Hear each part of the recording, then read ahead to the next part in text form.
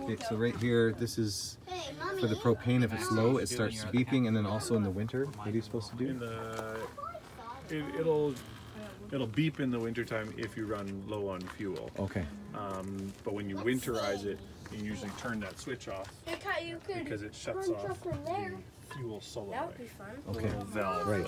Yeah. Right? Okay. And that valve Shuts the is cylinder sets right off here. that solenoid right there. Okay. Okay. Okay. And so when I'm starting up in springtime, then of course all the lines don't have any fuel in them. Yeah. So you flip that on, turn these on, flip the switch on, and then I usually run the stove and run the stove with a match in front of it.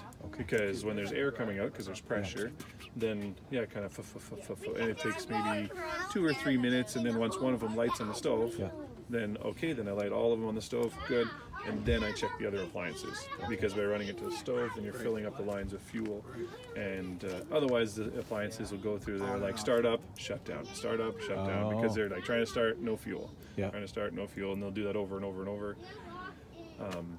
until, let's see, the fridge and the hot water tank both have a lockout feature that if they try to start 4 times and there's no fuel, then they just don't keep going. Okay. Okay. So that's the propane. Propane runs a Jenny. And Jenny can start from 3 locations.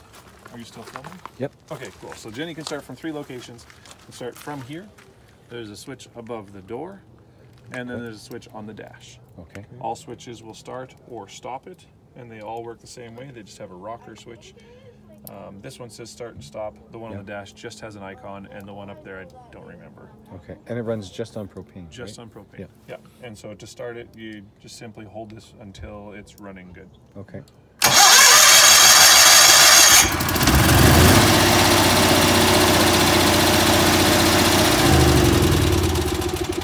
And you put new spark plugs on both sides, right? The whole thing has been serviced. Okay. I pulled it out. I put in new spark plugs. I did the ignition points, and I also set the valves because it has adjustable valves. So it has a manual that tells you what the clearances are, and well, I know how to do those things. So That's good. So then those things they're all done. Okay. And I don't think that they'd ever been done before, is my thought, because of how rusty the spark plugs were. Really? And it didn't really start that well. And then last summer it started like, sometimes it would run well and sometimes it would run for a bit and then die. And I was like, oh, okay, well, I'm gonna have to actually service this thing. So I pulled it out. Then of course change the oil and the easy things as well. But I did that. This spring. Was it this spring? Yeah, because it was last summer that it wasn't working. I did that in maybe March or something like that. And do you have to pull it out to change the oil on it? No. Right there. No. The oil is here. Where's the filter on this thing? I don't remember where the filter is. This would be the air filter? Yeah, No. so the air filter is inside of here. Yeah. So you just pull that off. And, and then, where's the oil filter? Because I did the oil filter while it was out. So it was on the back of my side-by-side. I think the oil filter's inside here. Okay. I don't recall. Okay, that's okay. Anyways, yeah. Okay. So this is where you check your oil. And you just, it sometimes sticks a little bit. You just gotta twist it counterclockwise. It's threaded in there. And then you can see your oil there. Okay. And I made drips on the side, but this thing gets dusty and dirty because it's not really that perfectly sealed.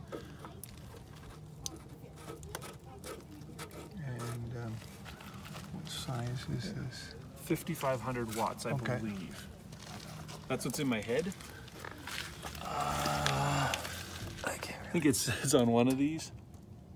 This actually magnifies it a bit. It runs at 1,800 RPMs because they run at either 18 or 36.